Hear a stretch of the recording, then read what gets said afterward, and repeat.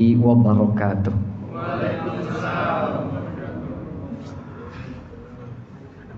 Alhamdulillah, alhamdulillahilladzi ja'ala syahra ramadhana syahrun mubarak alladzi unzila fihi al-Qur'an hudan lin-nasi wa bayyinatin minal huda wal furqan.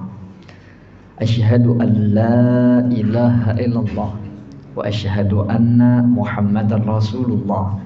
Allahumma salli wa sallim ala sayyidina Muhammadin wa ala alihi wa sahbihi ajma'in.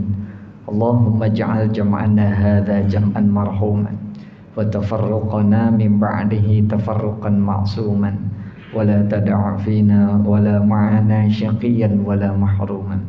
Allahumma anfa'na bima 'allamtana wa 'allimna ma yanfa'una warzuqna 'uluman tanfa'una, amin ya rabbal alamin. Yang sama-sama kita hormati Ketua DKM Masjid Al-Hidayah Klaster Topas Permata Cimanggis beserta pengurus DKM lainnya dan para jamaah sekalian, mudah-mudahan kebersamaan kita di pagi ini mendapatkan keberkahan dari Allah Subhanahu wa ta'ala. Semoga salat kita, puasa kita, tilawah Al-Quran kita, i'tikaf kita, dan seluruh amal ibadah yang kita lakukan menjadi amal salih yang diterima oleh Allah Subhanahu wa ta'ala, amin ya rabbal alamin.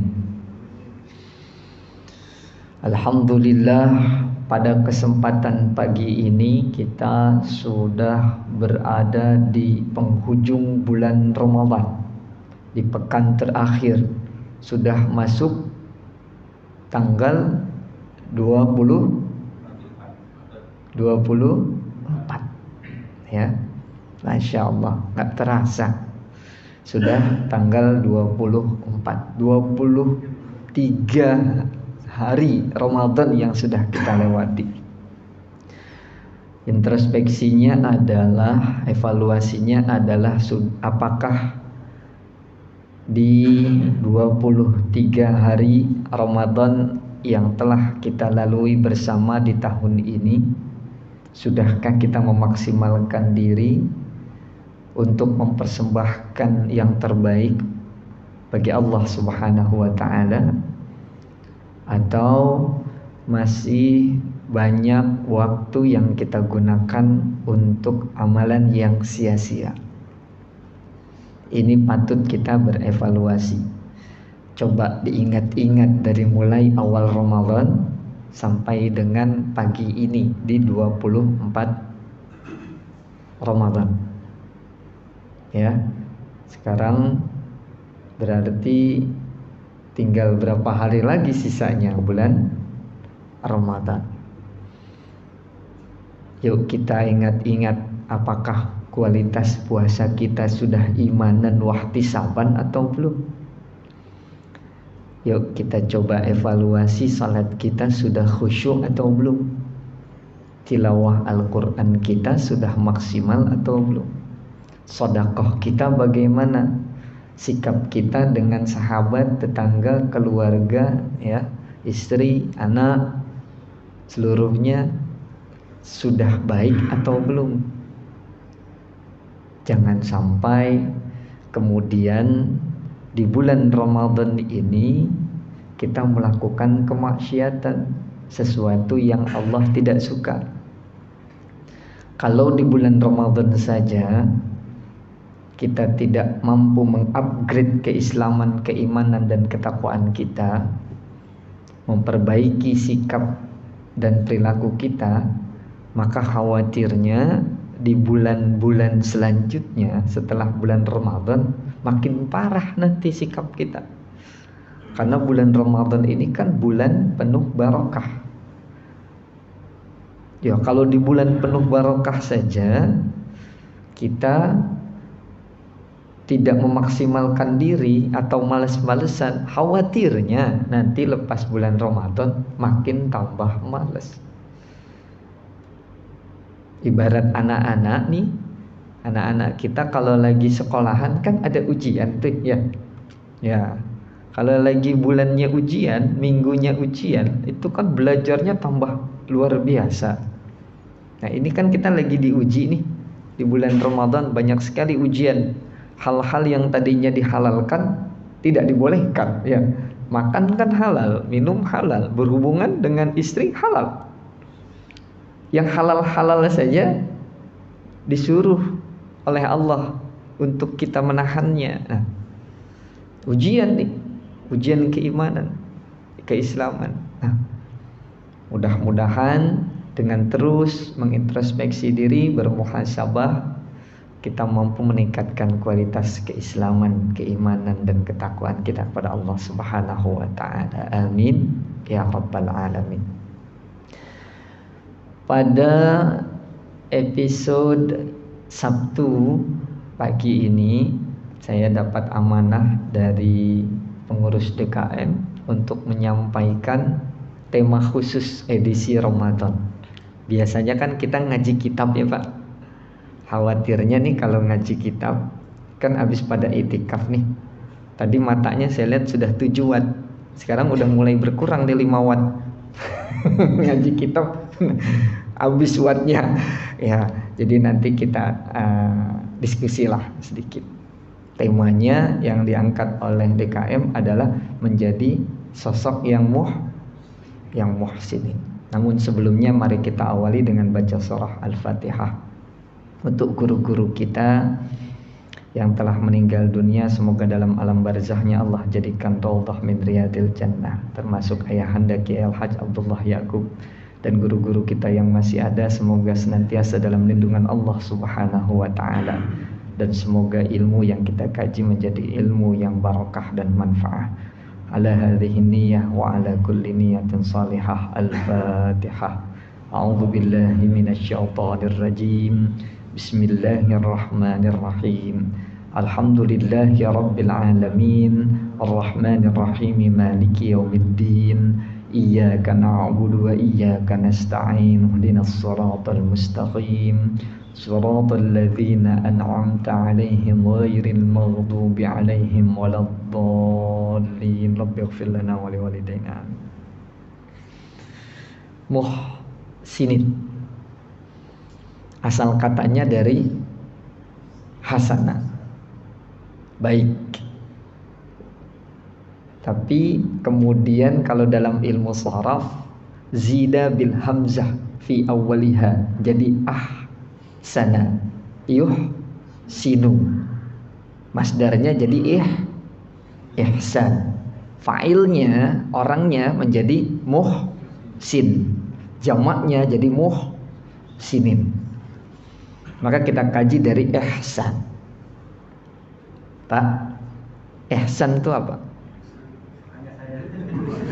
Itu yang pakai udeng-udengnya, masya Allah. Gantengnya ternyata ihsan.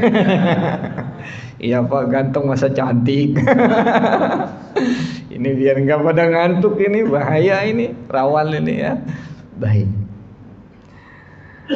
Kalau dalam tradisi keilmuan Islam, ihsan itu ada 2 sisi. Pertama bisa kita kaji dari terkait dengan ibadah, hubungan vertikal kita hamba Allah kepada Sang Pencipta Allah Subhanahu wa taala. Lalu kemudian dari sisi muamalah, hubungan horizontal kita sesama makhluk Allah, tidak hanya manusia. Kita bisa berbuat baik kepada siapapun. Ya Pak, kita mau mulai yang mana dulu nih? Dari ihsan hubungan kita kepada Allah atau ihsan hubungan kita sesama makhluk Allah? Yang mana dulu? Yang mana baiknya aja. Namanya sudah ihsan ya, berbuat baik ya. Baik, kita lihat dari sisi sini dulu. Dari sisi ihsan terkait dengan ibadah. Dan ini sebenarnya sudah pernah kita bahas di majelis ini Ketika kita mengkaji kitab Riyadhus Shalihin, di beberapa bab ketemu dengan hadis ini, di antaranya terkait dengan bab muraqabah. Ya, ada hadis yang masyhur sekali yang kemudian hadis itu disebut dengan hadis Jibril. Masih ingat Pak? Masih ingat? Lupa ya, karena sudah beberapa tahunnya. Ya, sebelum Covid kayaknya itu pernah kita bahas. Masya Allah. Karena itu ada di bab-bab awal. Nah, saya bacakan ya hadisnya biar lengkap. Bismillahirrahmanirrahim. An Umar radhiyallahu anhu, ini riwayatnya dari Umar bin Khattab. Qala, ia berkata, bainama nahnu julus inda Rasulillah sallallahu alaihi wasallam dzata yaumin. Jadi suatu hari Rasulullah beserta para sahabat itu lagi duduk begini Pak, di majelis ilmu bersama Rasulullah. Di antaranya yang hadir adalah Umar bin Khattab. Idtala alaina rajulun syadidu bayadith thiyab, syadidu sawadi sya'r. Tiba-tiba datang seorang laki-laki. Kerennya nih laki-laki, model-model seperti Pak Ihsan nih. Ya, syadidu bayadith thiyab, bajunya putih bersih. Kalau saya kan kuning nih ya. Bajunya putih banget. Cuman bedanya orang ini nggak pakai udang-udang. Ya, kenapa ketahuan nggak pakai udang-udang? Karena ada kata-kata syadidu sawadi sya'r, bajunya putih bersih, rambutnya hitam legam. Wah, kali ini kan nggak kelihatan nih. Jangan-jangan putih rambutnya juga.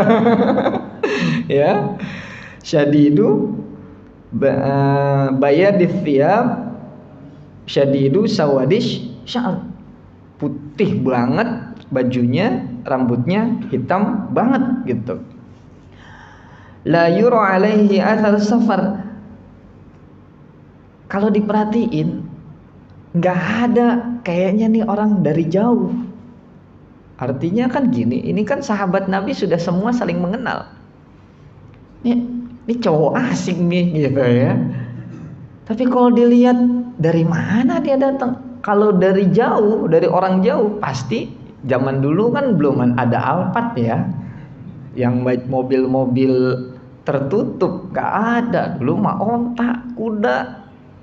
Kalau tidak ada yang mengenal satu pun, berarti ini orang dari jauh. Tapi kalau dari jauh gak mungkin bajunya bersih, gak mungkin. Ya paling tidak ada debu-debunya lah gitu. Jadi sahabat bingung tuh. Ya. Wala ya'rifuhu minna ahad, kita nggak ada yang kenal nih siapa ya, siapa. Hatta jalasa ilan Nabi sallallahu alaihi wasallam. Tapi anehnya ini cowok pede bener, masuk bersama ke dalam majelis, yang lain mau pada begini ya, physical distancing. Ya karena ihtiram kepada Rasulullah sallallahu alaihi wasallam. Ini enggak, dia datang langsung duduk di hadapan Rasulullah. Fa asnada rukbataihi ila rukbataihi. Lututnya langsung ditaruh di depan lutut Rasulullah. Ketemu dempet. Jadi duduk. Umar bin Khattab udah geleng-geleng kepala. Wah, ini kacau nih orang nih.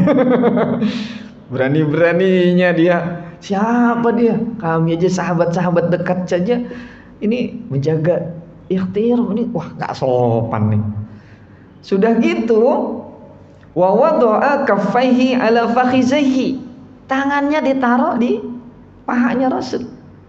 Sudah duduk depan berhadap-hadapan, tangannya taruh paha Rasul. Waduh, sahabat makin geleng-geleng kepala nih.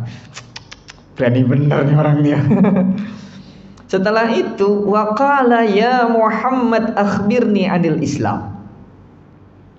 Ya, wahai Muhammad, berikanlah informasi kepadaku apa itu Islam. Nah, lalu kemudian Rasulullah menjelaskan, faqala Rasul sallallahu alaihi wasallam, al-Islam wa antashhada an la ilaha illallah wa anna Muhammadar Rasulullah wa tuqimas shalah wa tu'tiyaz zakah wa tasuma Ramadan wa tahujjal bait in istata'ta ilaihi sabila. Rasulullah menyampaikan 5 perkara yang terkait dengan Islam. Syahadat, apalagi? Salat, terus zakat, terus puasa, lalu haji.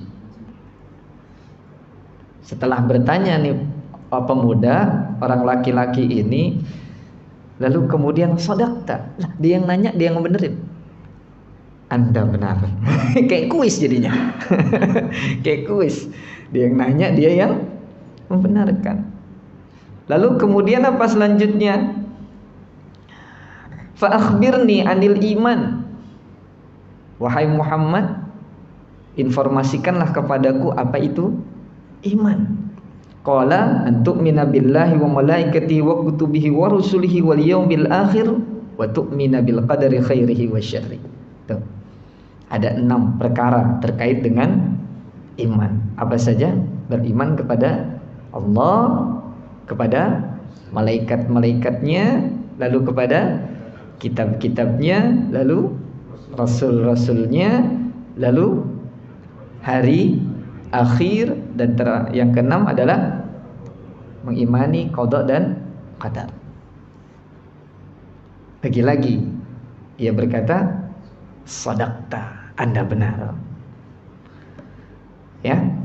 Lalu hal yang ketiga yang ia tanyakan, fa akhbirni anil ihsan. Nah, ini tema kita pada pagi ini. Apa itu ihsan? Lalu apa yang Rasulullah sampaikan? Anta'budallah ka'annaka tarah fa in lam yakun tarah fa innahu yaraka. Nah, ini dimensi ihsan terkait dengan ibadah, yakni apa?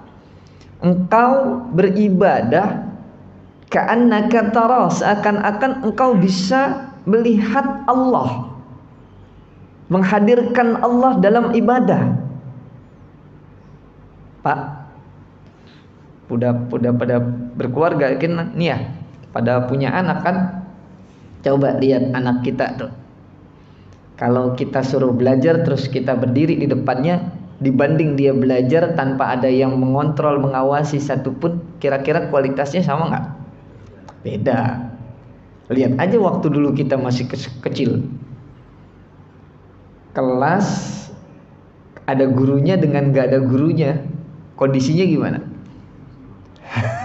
Ada gurunya duduk tertib, gurunya sebentar ya, saya mau ke toilet dulu, baru berapa detik berubah tuh kelas. Wah. Maka kalau ditanya anak-anak sekarang tuh ya, sekolah-sekolahan, pelajaran apa yang paling mereka sukai? Pelajaran yang tidak ada gurunya. Jadi bisa ribut.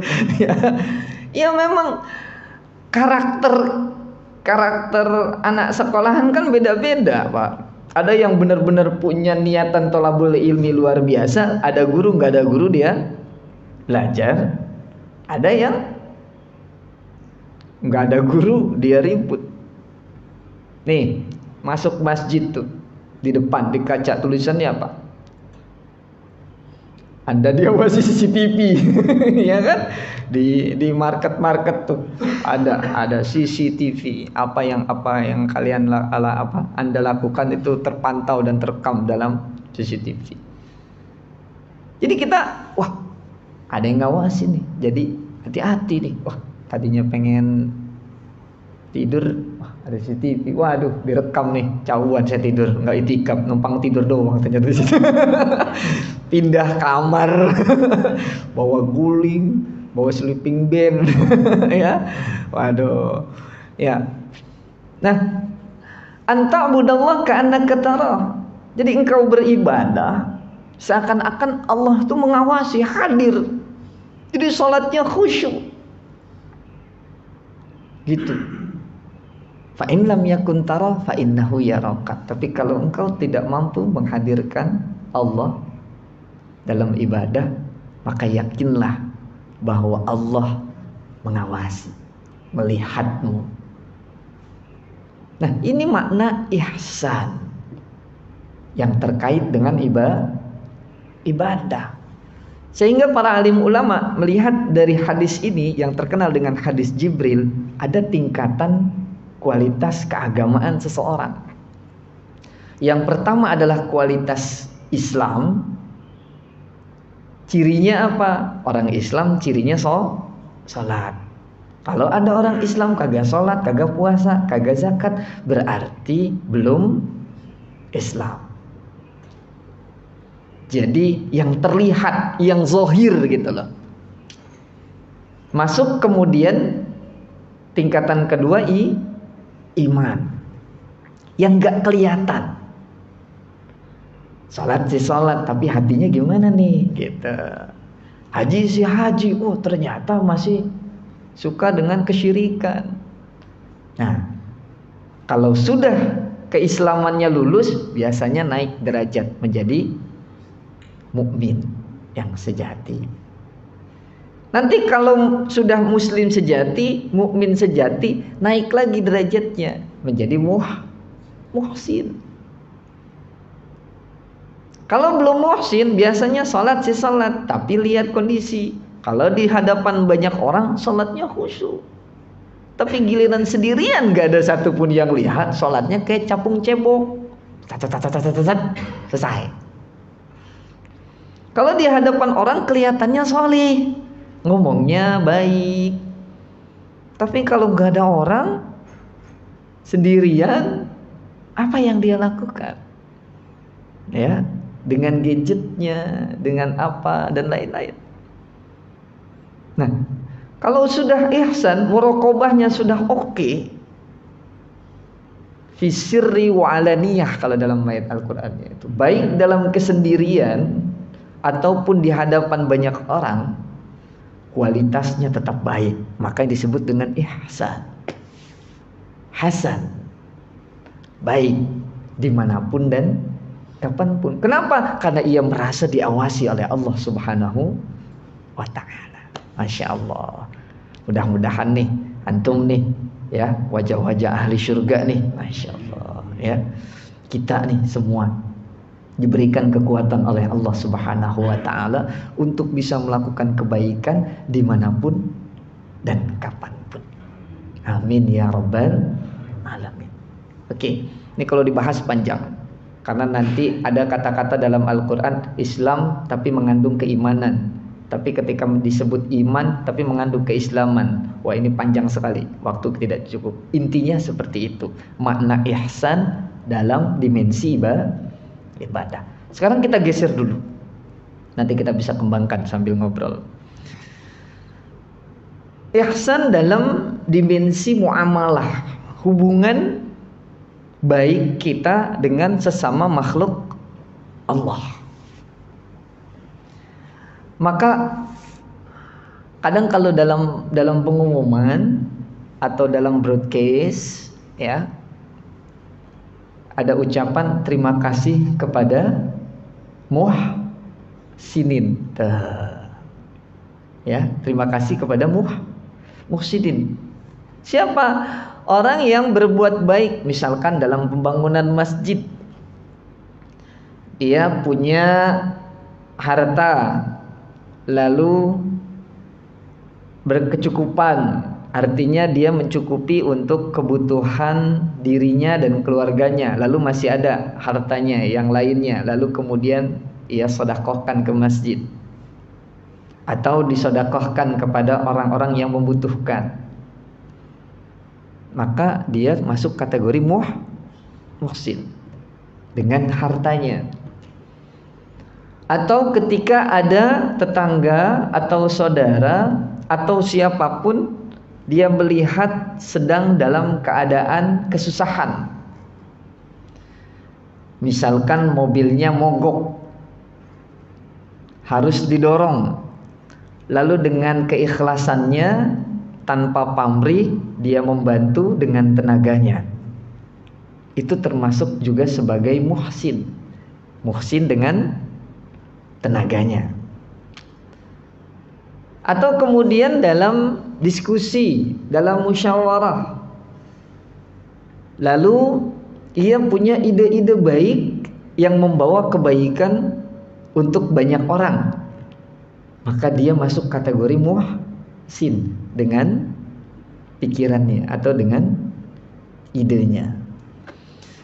Jadi untuk menjadi orang baik, masuk kategori muhsin dalam hal muamalah, bisa dengan jiwa, raga, atau harta. Termasuk juga dengan tahta, jabatan. Ada Pak RT di sini? Ya, Pak RW-nya ada? Sehat juragan. Ntar saya absen lagi. Ya, iya. Punya jabatan publik misalkan, entah RT, RW atau makin ke atas, ke atas, ke atas. Lalu dengan jabatannya, ia menebar kebaikan, membawa kebaikan. Maka itu masuk pun kategori minal muhsinin dengan tahtanya, dengan jabatannya. Jadi bahkan kalau dimensi ihsan dalam urusan muamalah yang kita perluas, itu bisa kita menjadi muhsinin ke kucing misalkan.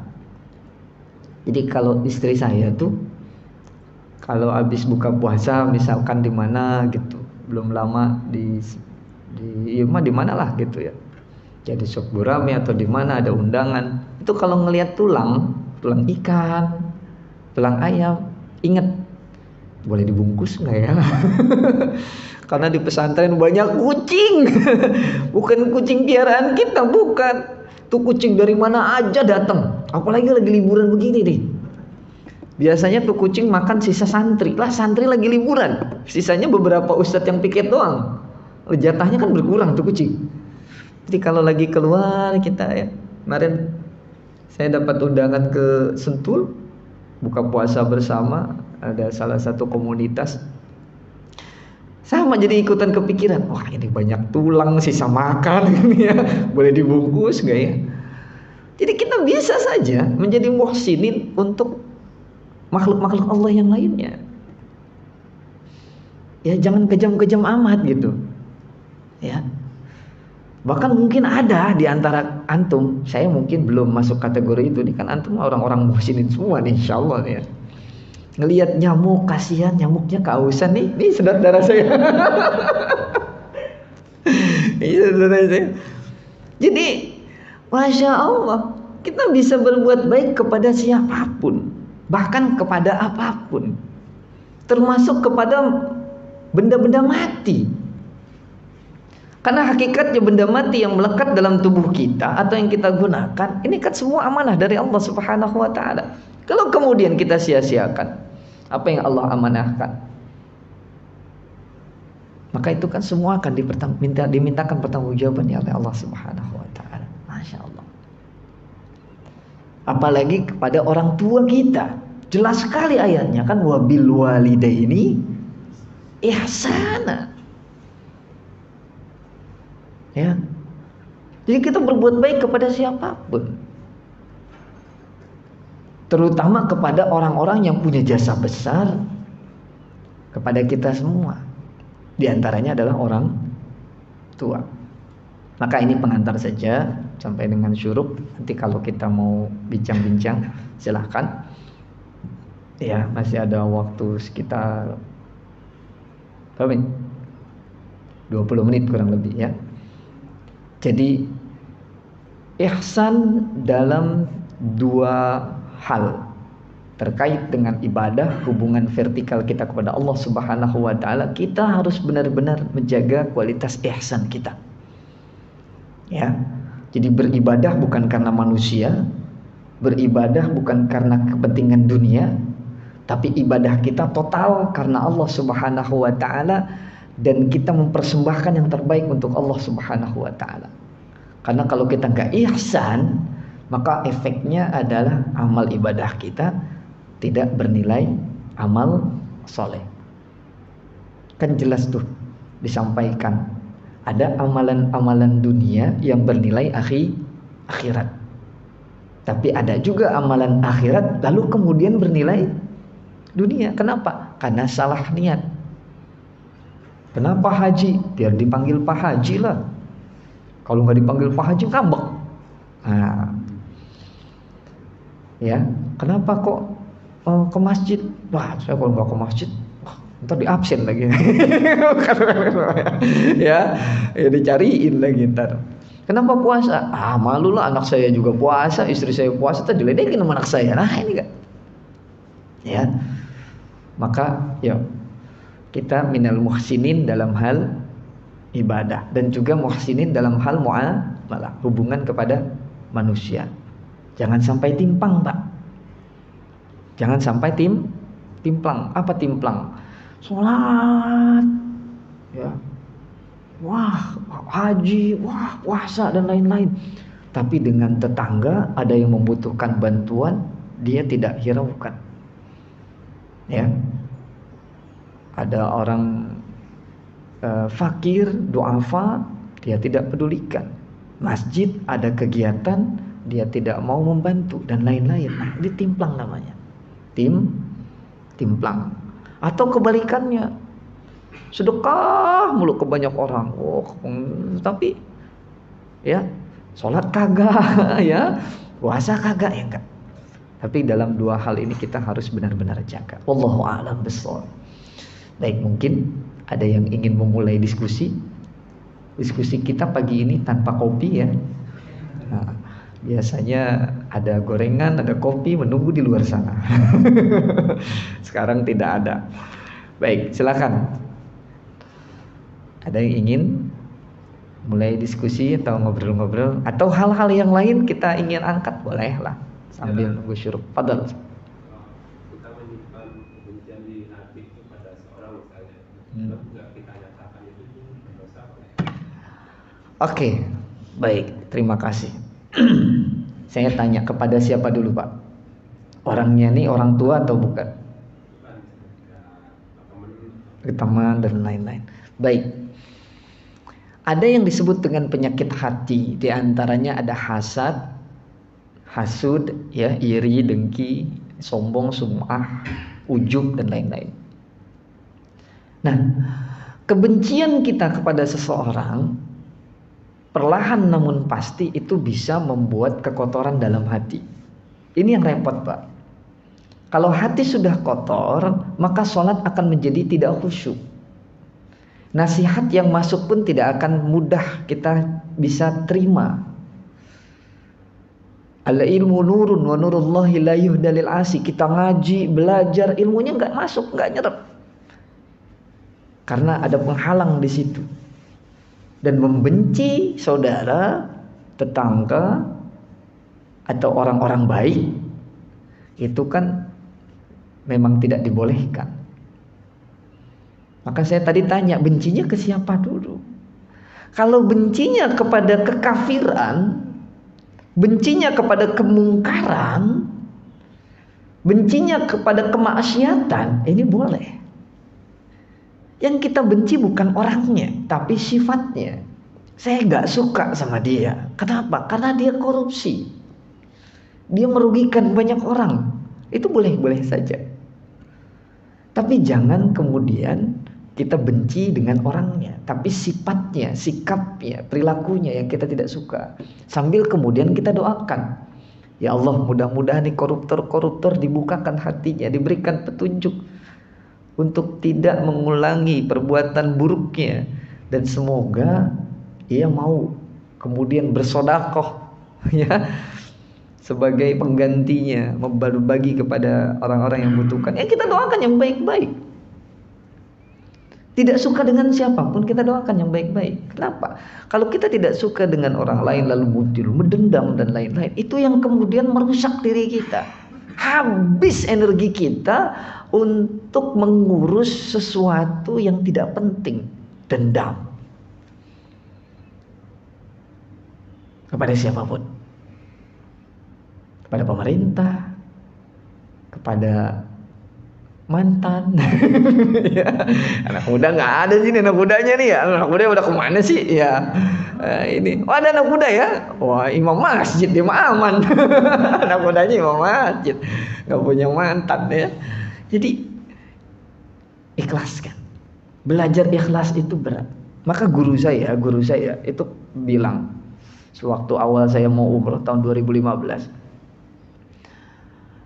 ente ini mau umroh, meskipun ente umroh gratis ya. Waktu itu kan saya umroh karena bawa jamaah ya, bawa jamaah 2015 pertama kali umroh, bawa jamaah. Banyak orang yang umroh tapi pulang umroh kagak ada perubahan dalam dirinya, tidak meningkat kualitas keislaman, keimanan dan ketakwaannya. Kenapa? Karena sebelum umroh dia nggak manasik batin gitu. Maka ente harus manasik batin dulu sebelum manasik umroh. Gimana? Tata hati. Terus cara paling jitu adalah ente inget-inget siapa orang yang paling pernah menzolimi, paling pernah berbuat kejahatan, yang paling menyakiti hati ente inget orangnya siapa. Terus malam-malam ente bangun sendirian, gak ada yang lihat, ente bermesraan dengan Allah, lalu doakan orang yang paling jahat sama ente.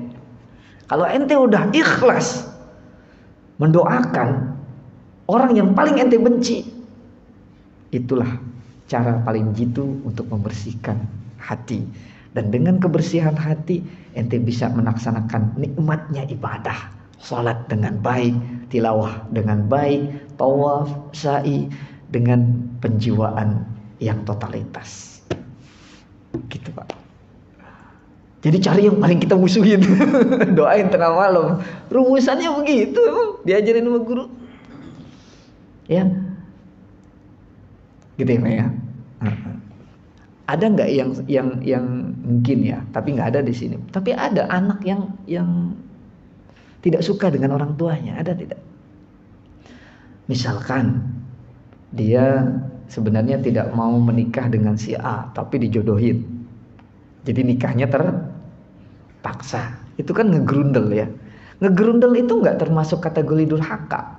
Yang disebut dengan durhaka adalah kalau sudah keluar ucapan atau tingkah laku yang bisa memiliki efek menyakitkan untuk orang tua, barulah kemudian disebut dengan durhaka.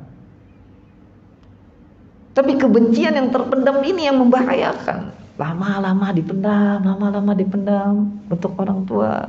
Akhirnya melahirkan sikap-sikap yang tidak baik untuk orang tua. Hilang deh wabil walidaini ihsananya.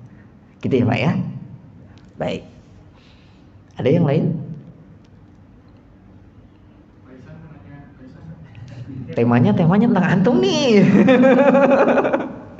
Iya. Tema tuh. Assalamualaikum warahmatullahi wabarakatuh. Waalaikumsalam warahmatullahi wabarakatuh. Ini pembunuhan binatang-binatang nih. Oke. Di rumah tuh semprot mati itu ya semua yang ada di rumah dicat terus apa itu ada sama tanaman apa itu kan suka saya kita nggak butuh gunung itu ada bertanggung jawabannya. Baik, terima kasih. Masih ingat kisah tentang Nabi Sulaiman ketika beliau dengan pasukannya ingin melewati suatu daerah, lalu ada semut, ya itu kan di sejarahnya tertulis jelas secara otentik dalam Al-Quran. Kenapa? Karena Nabi Sulaiman mampu memahami bahasa semut. Nah, kita kan nggak mampu memahami bahasa semut atau hewan-hewan yang lainnya. Satu, itu dulu. Yang kedua, membunuh hewan jika maksudnya baik maka menjadi kebaikan. Ingat, prinsipnya begitu. Tapi membunuh hewan karena nafsu ingin merusak, maka itu bagian dari fasada. Merusak hukumnya tidak boleh, haram. Maka tujuannya apa dulu Pak? Ini lagi-lagi saya cerita fakta nih. Di pesantren itu kan, pesantren Darussalam, yang pernah masuk pesantren Darussalam itu kanan kiri depan belakang banyak pohon.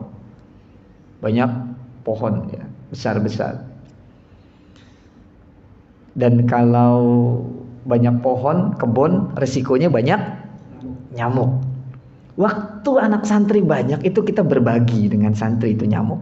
Dan sekarang lagi liburan, jadi nyamuk itu nyerbu ke saya. Jadi kalau kita satu gitu. Hari pertama oke, hari kedua oke, hari ketiga oke. Anak saya udah mulai ngedumel. Kok nyamuk tiba-tiba banyak ya? Iya, kan biasanya nih nyamuk sasarannya banyak. Jadi mereka melihat, wah ini tinggal nih sasarannya tinggal segini doang nih. Jadi datang ke semua. Saya semalam tugas di satu masjid sampai itikaf sebentar, ya sebentar saja, balik sekitar jam 10. Nyampe di rumah ternyata istri saya sudah semprot baygon. Baru tumben tuh malam-malam, bawa apa nih? Wah, semprot nyamuk nih. Ingat, tujuannya baik jadi kebaikan. Tapi kalau tujuannya buruk, maka menjadi keburukan. Paham ya Pak ya? Sama dengan tukang jagal. Di sini ada yang penyembelih sapi, korban, kambing. Oh kelihatan sih, kelihatan. Masalahnya kalau update status isinya golok semua.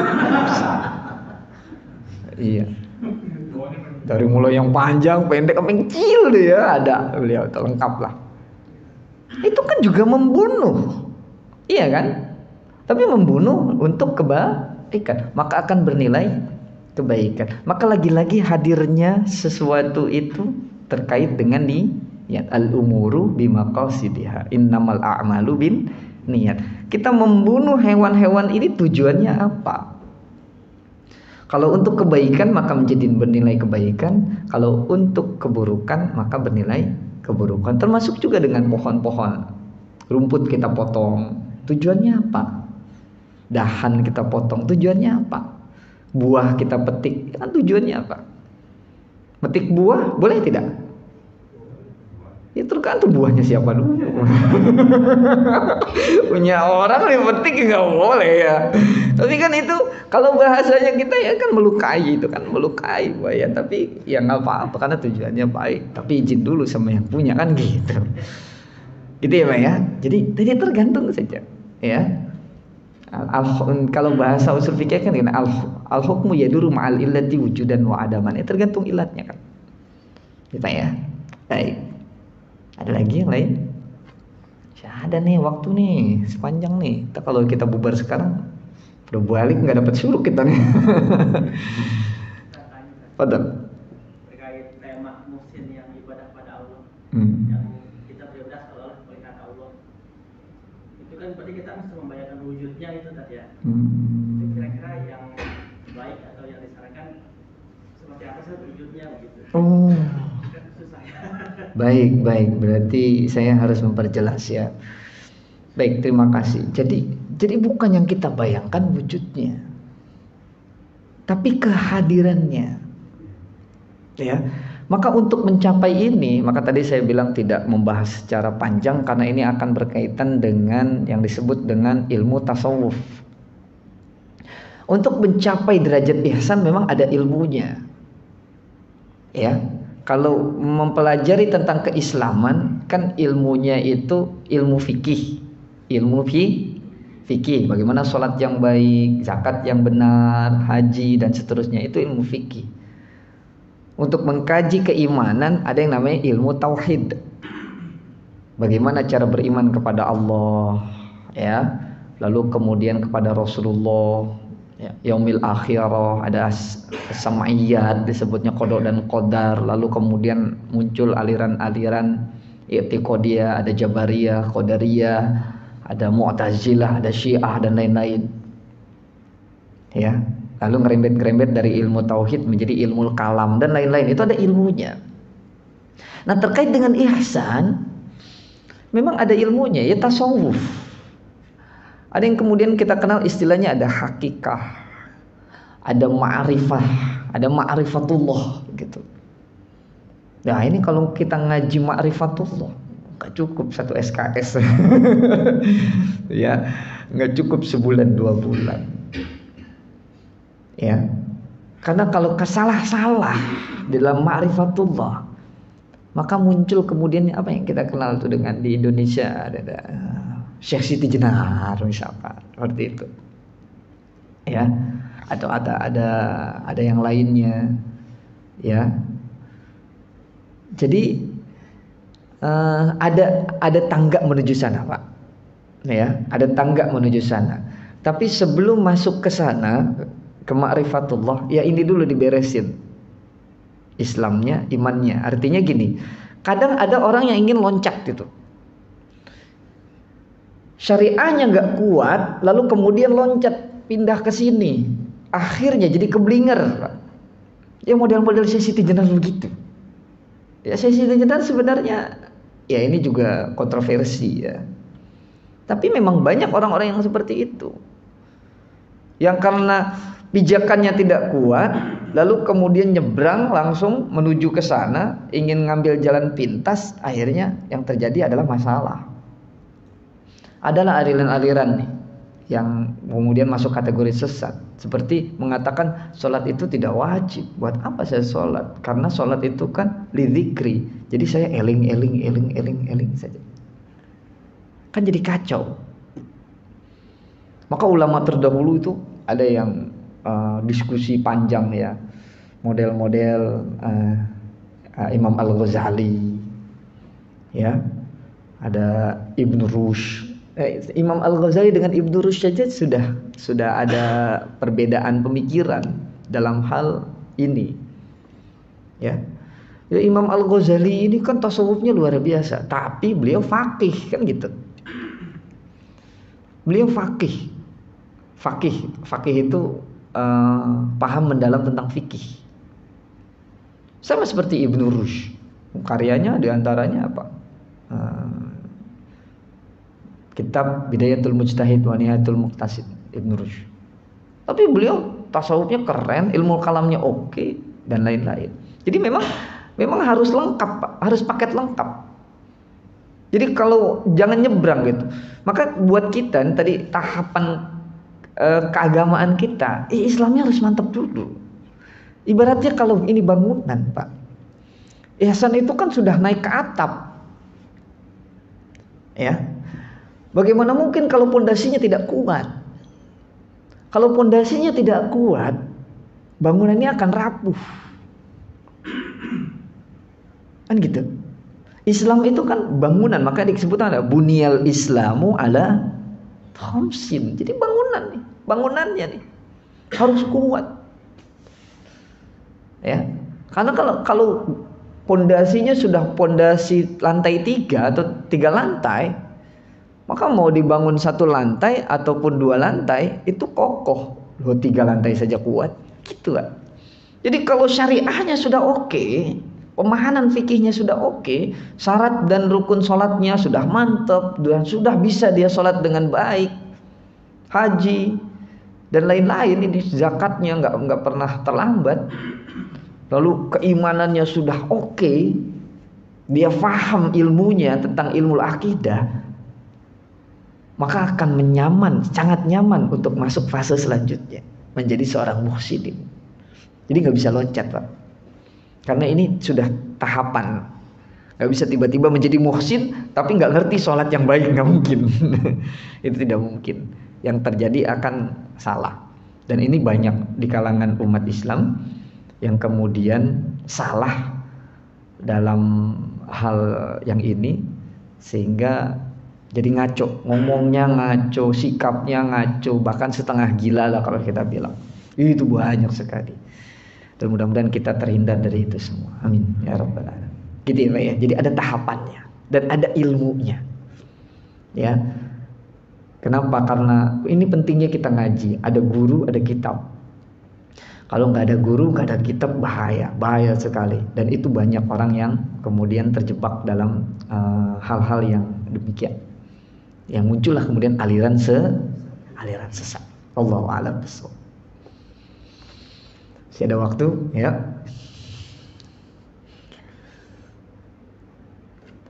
Salahnya nggak ada jadwal ngopi nih, ya. Biasanya kita bubar, sholat, kemudian kita ngopi di belakang. Baik. Oh ya, oke, terakhir. Kalau dalam hal sholat, tadi kan wujudnya kita tidak bayangkan. Kalau dengan ayat-ayatnya Allah, ada dalam Al-Quran, Allah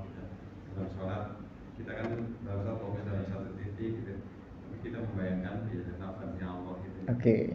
Maka diperbolehkan. Nah, ataupun lapan-lapan yang lain. baik.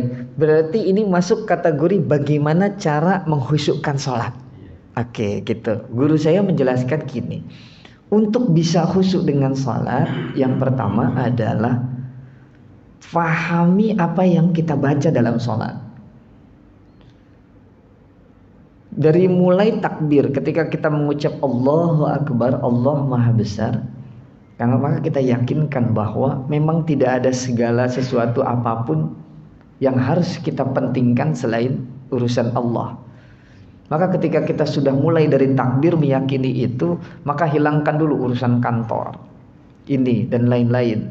Kenapa? Kalau kita hanya menyebut Allahu Akbar lalu tidak menghadirkan makna Allahu Akbar sesungguhnya, maka ketika sholat yang diingat kunci mobil. Oh iya, kunci mobil ada di sono nih. Kompor belum dimatiin. Lagi sholat ingatnya yang lain, maka akan sulit untuk khusyuk. Kenapa? Karena dia tidak paham hakikat Allahu Akbar itu apa. Karena dia nggak ngerti mungkin artinya. Takbiratul ihram wajjahtu wajhiya lilladzi fataras samawati wal. Dia hafal tapi nggak paham apa yang dia baca. Membaca Al-Fatihah, Alhamdulillahi Rabbil Alamin, dia nggak paham. Ruku doanya, sujud doanya, tahiyat doanya, dia tidak paham, maka dia tidak bisa menghadirkan kekhusyuan dalam salatnya. Maka begitu betul caranya. Bagaimana untuk mengkhusyukkan salat? Di antaranya adalah ketika kita takbir Allahu Akbar, bayangkan tulisannya, minimal itu. Sami Allahu liman hamidah, bayangkan tulisannya. Sehingga fokus, salat kita itu fokus. Ya. Tidak lewat pemikiran-pemikiran yang lainnya, karena biar fokus. Gitu Ustaz. Jadi ya memang tahapannya begitu. Nanti kalau sudah oke, yang ini nih sudah oke, nanti akan seperti Sayyidina Ali karramallahu wajhah. Sahabat-sahabat Nabi yang ketika kadar keislaman, keimanan dan sudah masuk kategori muhsinin, cabutlah pedang yang menusuk tubuhku saat aku sedang sholat. Jadi kalau lagi sadar dia merasa sakit, tapi kalau lagi sholat tidak merasa sakit. Itu karena sudah masuk kategori muhsin. Lah kalau kita nyamuk ya, ingat dengan yang lain. Ya memang semua kita masih berproses Pak. Semua proses, termasuk saya masih berproses untuk menjadi hamba Allah yang baik, minal muhsinin. Maka kita doa terus Pak. Kita doa terus. Ya Allah, jadikan aku orang-orang baik. Jadikan aku bagian dari orang-orang baik. Minas sholihin. Ya, minas sholihin dalam urusan ibadah dan lain-lain. Wa minal muhsinin, naik lagi derajatnya. Masya Allah. Dan Allah menyukai orang-orang yang innallaha yuhibbul muhsinin. Allah suka dengan orang-orang yang berbuat baik, muhsinin dalam urusan ibadah dan juga dalam urusan muamalah. Mudah-mudahan Allah senantiasa memberikan petunjuk terbaik untuk kita, untuk menjadi hamba-hamba Allah yang baik, menebar kebaikan dimanapun dan kapanpun. Dan semoga Allah istiqomahkan kita untuk senantiasa menjalankan perintah-perintahnya dan menjauhi larangannya. Amin. Amin ya rabbal alamin. Dan semoga di bulan baik ini, di bulan penuh maghfirah ini, Allah ampuni dosa-dosa kita. Allah ampuni dosa-dosa kita. Allah ampuni dosa-dosa kita. Dan semoga apa yang kita kaji menjadi ilmu yang barakah dan manfaat. Amin ya rabbal alamin.